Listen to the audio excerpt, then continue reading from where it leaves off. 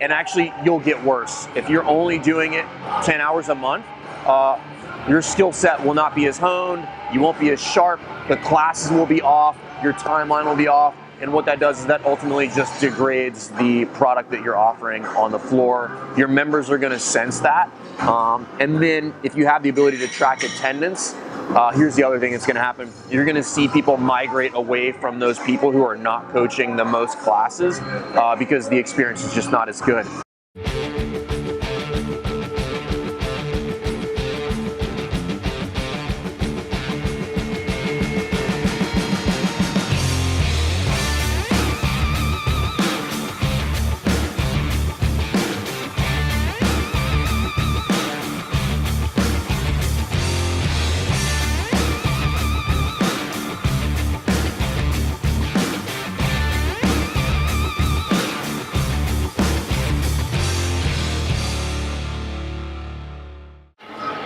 All right, guys, welcome back to Jerk Walk Talk. I'm Jason Fernandez. We're here at Crossfit Rife, and today I want to talk a little bit about how much should your coaches be coaching.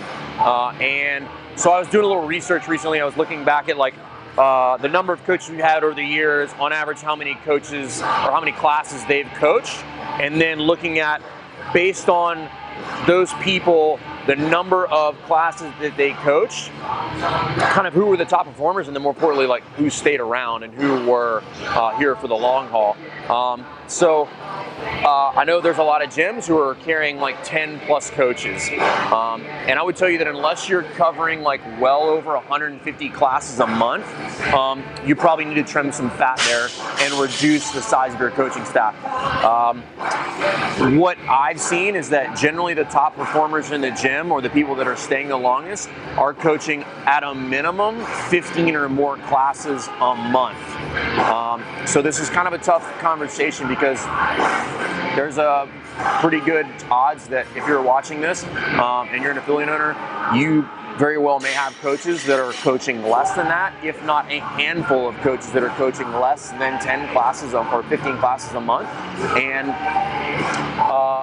what I would ask you to do is do a real good evaluation on those and then rank those folks. And I would tell you is that more often than not, those folks that are not coaching as frequently are not your top performers, and I don't think anybody would be shocked by that. So take a look at that. Again, these are just the stuff that I looked at based on our athletes, our coaches, how frequently they're coaching over the past 7 years, and then who stayed around, who were the top performers. But again, it's really, really hard to maintain proficiency in anything if you're doing it 3 hours a week.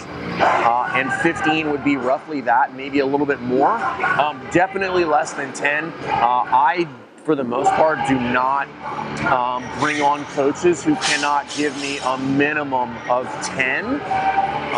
And then if they do, we'll just take them off because it's just really, really hard. And actually, you'll get worse. If you're only doing it 10 hours a month, your skill set will not be as honed, you won't be as sharp, the classes will be off, your timeline will be off, and what that does is that ultimately just degrades the product that you're offering on the floor. Your members are gonna sense that. And then if you have the ability to track attendance, here's the other thing that's gonna happen. You're gonna see people migrate away from those people who are not coaching the most classes because the experience is just not as good. So if you've got coaches that are coaching 15 or less, I would take a hard look at maybe taking those coaches off the schedule and then distributing those extra classes either to other coaches. And if you don't have other coaches, then guess what? Then that should be you. I've done this wrong in the past where, just to the nature of our other employment, we were not the primary coach. But I was just listening to, again, this is the second time I'll reference it on the show, Ben Bergeron's podcast, Chasing Excellence, when he says, if you're under the 150 member mark, it should basically just be you coaching all the classes. So if you're under 150 members and you have this huge fleet of coaches, I would strongly reconsider that and then go back in and retool your coaching procedures, your coaching development, and then your abilities as a coaching staff as a whole. So just take a hard look at that, guys. It was just something that was on my mind the other day. I went back and looked at it and looked at where we had made some mistakes in the past. We're like, oh, we have these people on the floor. You could see the migration of the members away from those people on the schedule. And then when you go back and you do the evaluations, again, not shocking that they are not the top performers on your staff. So how much should your coaches be coaching? Like I said, probably a minimum of 15 hours a month, if not way more. We try to push most people to like the 20 mark, unless they're traveling or something like that. So just some food for thought. Give it a good evaluation. Let me know what you think.